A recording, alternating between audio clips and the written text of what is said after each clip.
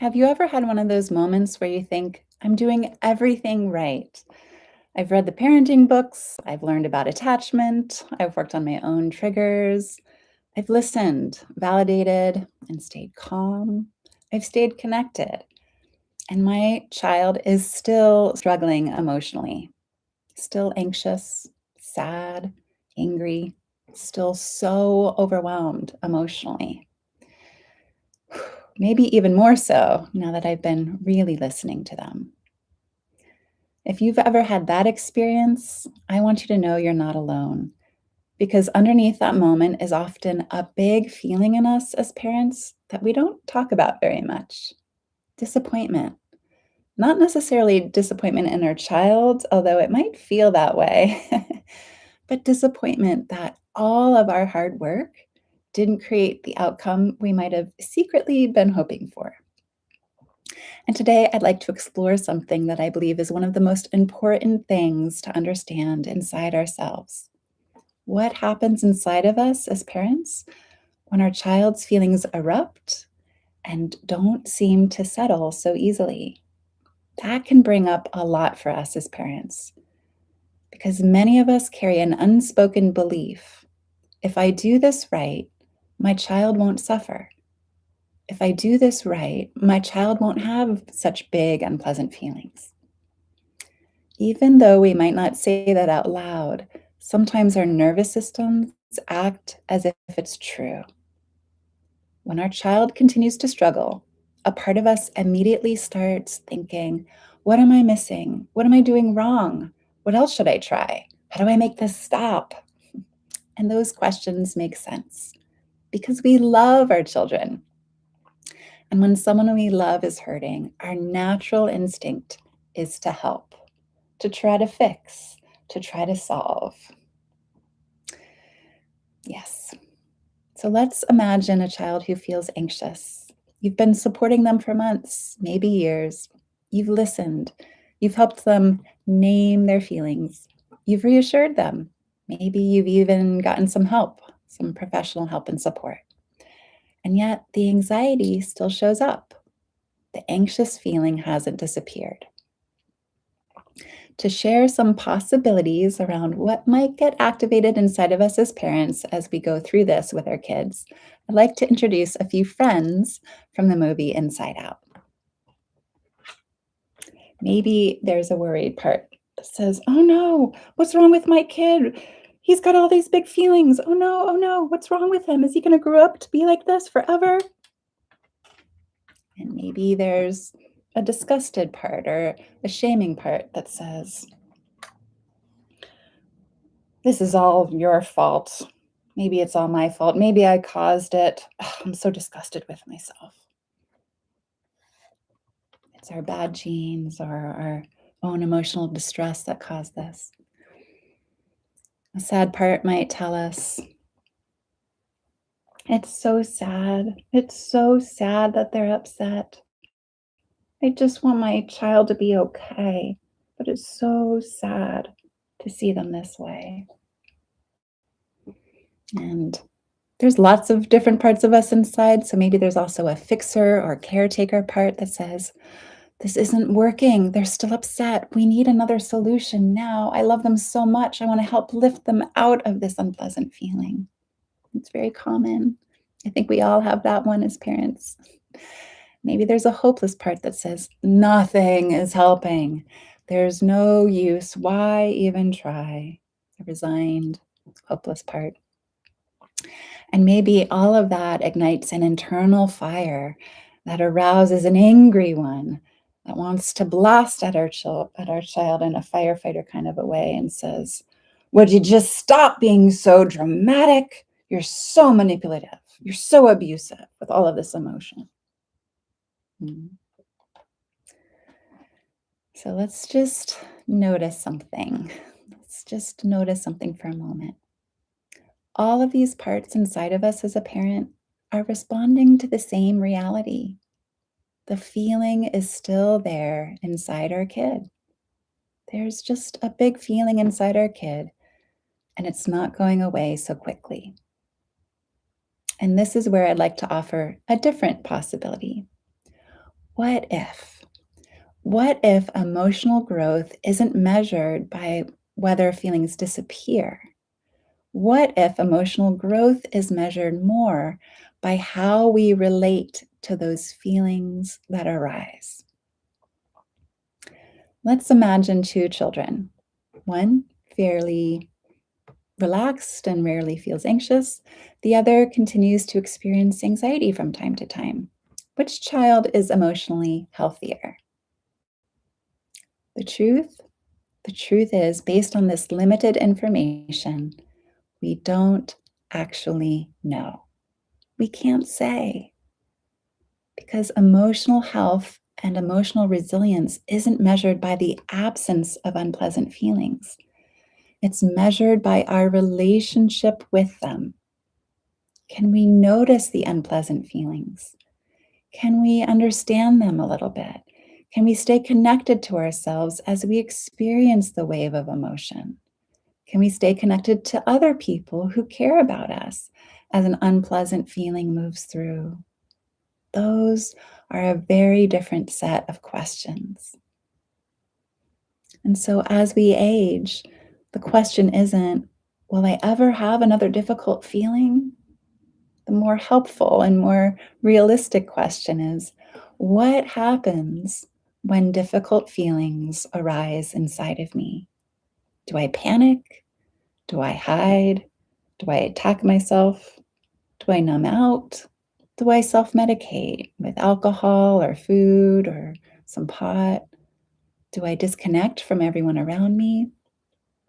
Or can I stay in relationship with myself and my feelings? If they feel a little overwhelming, can I reach out for support? Can I trust that there are people who will understand me and support me through this?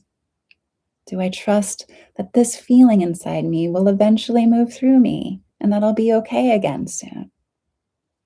Those are the beliefs that lead to emotional health and emotional resilience.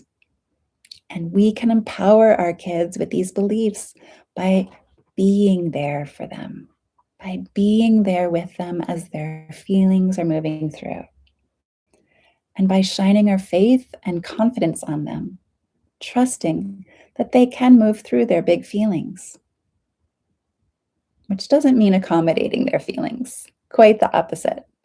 Trusting our kids to be able to feel their feelings often means holding a calm, loving, clear limit and being able to say no, having the courage to say no, having the confidence to say no, and letting them feel their very, very, very big feelings about that limit. They'll probably get pretty upset about that limit, especially if they have a lot of tension built up inside. But we can say no to whatever behavior we're setting the limit on while saying yes to all of their very big upset feelings about that limit that we're setting.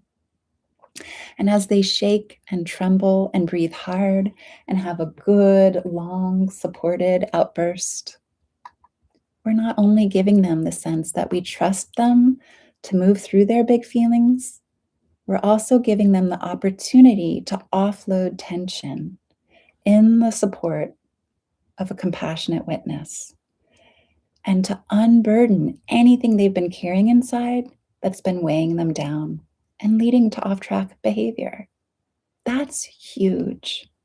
This doesn't get talked enough in parenting work. Our confidence in them now to feel their big feelings can help give them the confidence they need to be with their own feelings for the rest of their entire life. That's huge. So here's what's fascinating. While your child is learning, I can have difficult feelings and stay connected, your inner system is learning it's possible to stay emotionally connected to someone whose pain and suffering I can't immediately fix. And that's hard. That's really hard for most of the people I support as a trauma therapist, especially for caretaker parts, especially for fixer parts inside us, especially for parents who are taught that love means solving problems. But sometimes love looks different. Sometimes love looks like staying, listening, trusting, believing in our child's capacity to feel their feelings, even big, loud, unpleasant ones, even before they're fully aware of this capacity inside themselves. So now I'd like to invite you to pause for a moment and just find a gentle way to turn your attention inside and tune in and ask yourself, what happens inside of me when my child's pain or suffering doesn't go away so quickly and keeps coming back?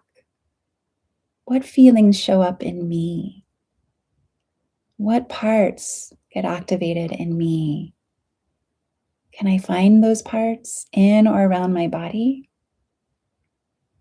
Can I offer them a little warmth, a little compassion, a little curiosity?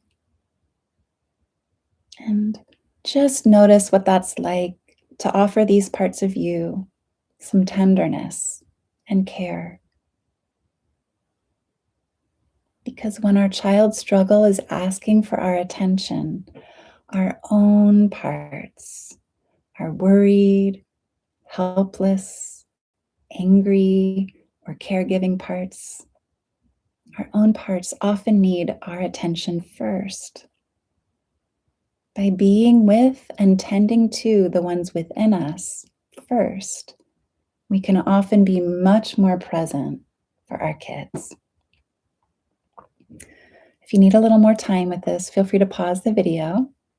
Otherwise, I'd like to shift a little bit and read a letter written from the perspective of our deep, wise, loving self to our hardworking parent part. Dear parent, I know how much you love this child. I know how hard you've worked. I know how deeply you wish you could take away their pain. And I know how discouraging it can feel when the emotional struggle continues. But I'd like to remind you of something. Your child's emotional health and healing isn't being measured by the disappearance of every difficult feeling right away. Healing is happening every time your child learns that they can face a feeling without facing it alone. Healing is happening every time they reach out for support with their big feelings by bringing their feelings to you. Every time they show you how they're feeling. Every time you stay connected to them as they show you how they're feeling. Every time you see their goodness, even when they're feeling kind of badly. Every time they discover that a feeling can move through them without defining them. Healing is happening. And healing is happening inside of you too. Each time you stay present with their pain and suffering that you can't fix immediately, each time you set a loving limit and give space for the feelings about that limit, each time you choose connection over control, each time you trust the process of them feeling their feelings just a little more, healing is happening. You don't have to solve every feeling, and you don't have to face their feelings alone. I'm here, right here, for you and with you. You can call on me whenever you need, and I'll be here for you. When you feel too tired to stay close and listen, I'll be here. I can stay calm and come close. I can stay curious about their feelings that just need to be expressed. I can stay connected with our kid. But I'll be here for you first. So together, we can be there for our kid in just the way they need us to be, in support of their emotional health and well-being. Love, your capital S self. Let's just take a moment to let that letter land within us. And so, parents, here are some key takeaways. I hope you'll take this with you. Emotional health isn't measured by the absence of unpleasant feelings. Emotional resilience develops through our relationship with difficult feelings. Children benefit when parents stay calm, close, and connected, even when emotional struggles persist. Parents often have their own parts activated when a child's pain doesn't quickly resolve. And connection remains healing, even when feelings don't immediately disappear. So, in closing, I want to say that every parent hopes their child will suffer less. That's a beautiful hope. And yet, sometimes the deeper gift we can give our children is helping them discover that they really can face life's difficult moments without losing connection to themselves or to the people who love them. And that gift might stay with them for the rest of their lives.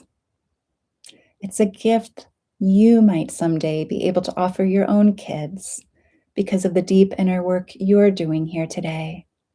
And maybe your kids will share this gift with their kids. So, thank you for being here. Thank you for doing some of the most important work in the world, raising kids and being with their very big feelings. And I'll see you next Tuesday at 12 p.m. Pacific.